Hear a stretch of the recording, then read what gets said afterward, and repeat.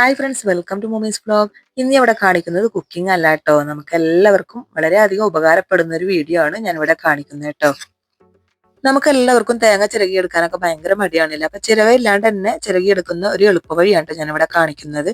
ജോലിക്ക് പോകുന്നവരൊക്കെ ഇത് കുറച്ചധികം തന്നെ ചെയ്തു വെക്കുകയാണെങ്കിൽ അവർക്ക് രാവിലത്തെ ജോലിയൊക്കെ വളരെ എളുപ്പമായിരിക്കും. അപ്പൊ എല്ലാവരും വീഡിയോ സ്കിപ്പ് ചെയ്യാതെ തന്നെ ഒന്ന് കാണാൻ ശ്രമിക്കണം കേട്ടോ. അതിനായിട്ട് ഞാനിവിടെ ഒരു തേങ്ങ ഇട്ടോ എടുത്തിട്ടുള്ളത്. നിങ്ങൾക്ക് വേണം കുറച്ചധികം വേണമെങ്കിലും ചെയ്ത് വെക്കാട്ടോ. ഞാനിവിടെ കാണിക്കാൻ വേണ്ടിയിട്ടാണ് ഈ ഒരു തേങ്ങ എടുത്തിട്ടുള്ളത്. ഇനി ഒരു പാത്രത്തിൽ വെള്ളം വെച്ച് കൊടുക്കാം. ഈ ഒരു വെള്ളം ചൂടായി വരുമ്പോൾ അതിലേക്ക് ഈ തേങ്ങ ഇറക്കി വെച്ച് കൊടുക്കണം. തേങ്ങയുടെ ഉൾഭാഗത്തേക്ക് വെള്ളം തട്ടാത്ത രീതിയിൽ വേണം വെച്ച് കൊടുക്കാനായിട്ട്. ഉള്ളിൽ കൊട്ടും തട്ടരുത് കേട്ടോ. ഇനി അതൊന്ന് തിളച്ച് വരട്ടെ.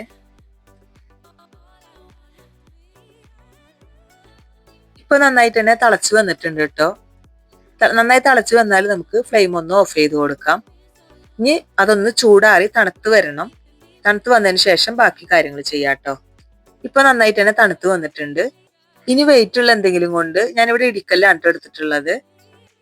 അതുകൊണ്ട് ഇങ്ങനെ 2-3 വട്ടം ഒന്ന് തട്ടിക്കൊടുക്കാം. എന്നിട്ട് ആ ഒരു ചിരട്ടയുടെ അരികു ഭാഗത്തൂടെ ഇങ്ങനെ കത്തി വെച്ചിട്ട് എടുത്തു കഴിഞ്ഞാൽ നമുക്ക് ആ തേങ്ങ പെട്ടെന്ന് തന്നെ നമുക്ക് കയ്യിൽ കിട്ടുന്നതാണ് കേട്ടോ.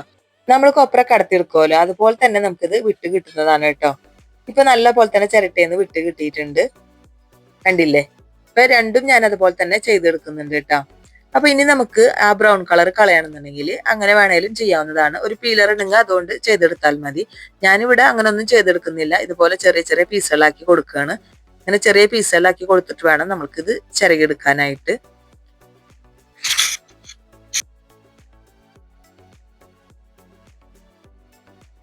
ഇപ്പൊ എല്ലാം ഇങ്ങനെ കഷ്ണങ്ങളാക്കി എടുത്തിട്ടുണ്ട് കേട്ടോ. ഇനി മിക്സിയുടെ ചെറിയ ജാർ എടുക്കാം.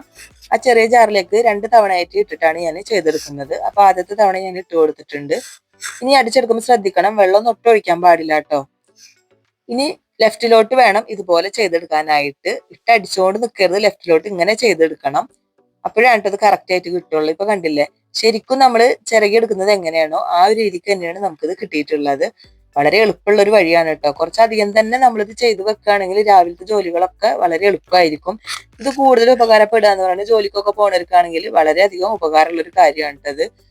ഇനി ഇത് ഇതുപോലത്തെ കണ്ടെയ്നറിലാക്കിയിട്ട് വേണം സൂക്ഷിക്കാനായിട്ട്. ഞാനിവിടെ ഒരു തേങ്ങയാണ് ചെയ്തെടുത്തിട്ടുള്ളൂ.